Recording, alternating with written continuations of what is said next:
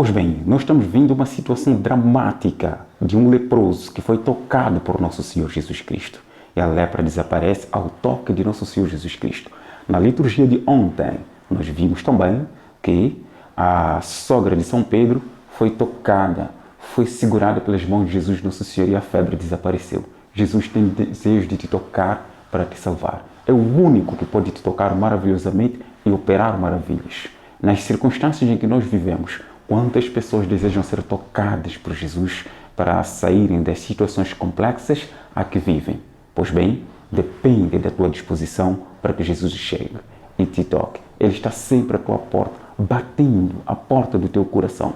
Nós ouvimos na primeira leitura que não endureçais os vossos corações. Quando endurecemos os nossos corações, Jesus bate, bate, bate, bate e a porta não se abre. Veja só a situação deste leproso. O leproso, naquela época, era considerado a escória da humanidade. Era considerado aquele que não deveria ter convívio com ninguém mais. Eram isolados os leprosos todos em ilhas, em lugares desertos, em lugares longínquos do convívio social. E eles deviam revestir-se de uma túnica como um sinal de que eram portadores daquela doença contagiosa e então não curável, a lepra. Pois bem, não só deviam ser portadores de um sino ou uma sinetinha e tocassem pelas ruas e gritando: sou impuro, sou impuro, sou impuro. E isso se devia ao fato de que eles deviam identificar-se como pessoas que pecaram e sobre elas caiu a ira de Deus. E, portanto, eram isolados. Era uma situação catastrófica. Eles eram vistos, os leprosos, com parte do seu organismo se deteriorando, caindo a parte das narinas, da boca, as orelhas, as sobrancelhas, as partes do rosto, iam se desfazendo e o homem ficava esqueleto, mas vivo. Era um espantalho.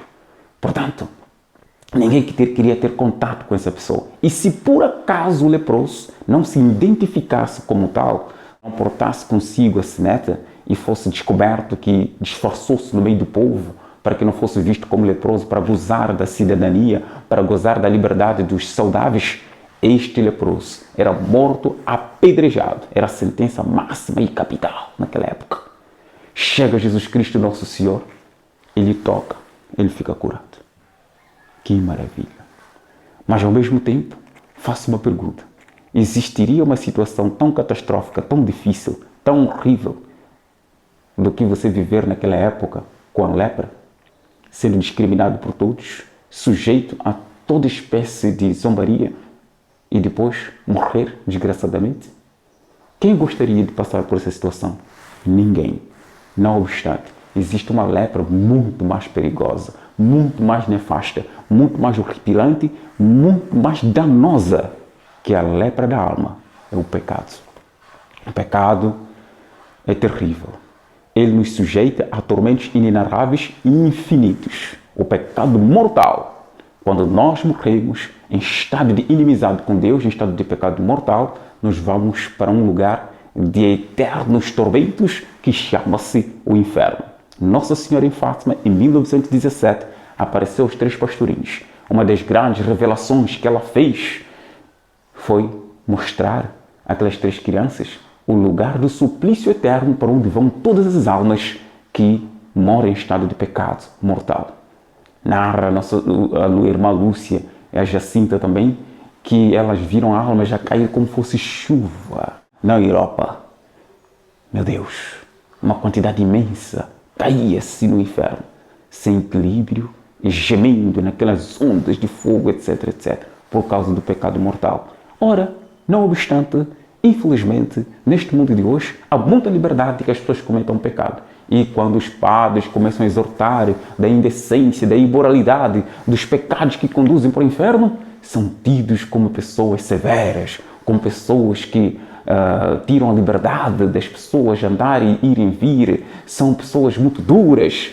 Mas não é nada disso, é apenas para ajudar, para que as pessoas não tenham surpresas desagradáveis quando então se apresentarem diante de Deus no dia do julgamento.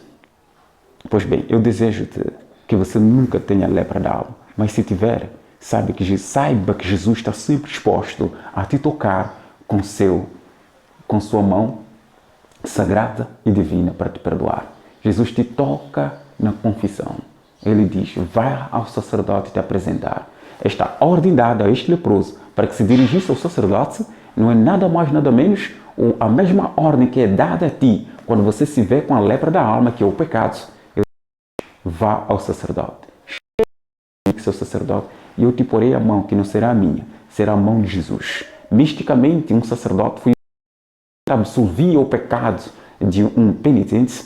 Ele dizia, eu absolvo o pecado tu, eu te absolvo dos teus pecados, em nome do Pai, do Filho e do Espírito Santo. Quando ele dizia isso, estendia as mãos sobre o penitente, das mãos do sacerdote caía sangue que purificava o penitente e deixava o penitente limpo da sua própria lepra. É o mistério que ocorre ali naquele tribunal divino, que é o confessionário, quando um penitente se ajoelha diante do sacerdote. Quem manda ir ao sacerdote é Jesus. Vá apresentar-se ao sacerdote, não diga nada a ninguém. Não diga nada a ninguém. É o mesmo que acontece com você, penitente. Simplesmente apresente-se ao sacerdote, confesse a ele, e ele guardará em sigilo todos os teus pecados. Não dirá nada a ninguém, porque o próprio Deus esqueceu dos pecados do penitente. Tenha confiança. Limpe-se da lepra da alma, dirija-se ao sacerdote. Fique bem, em nome do Pai, do Filho e do Espírito Santo.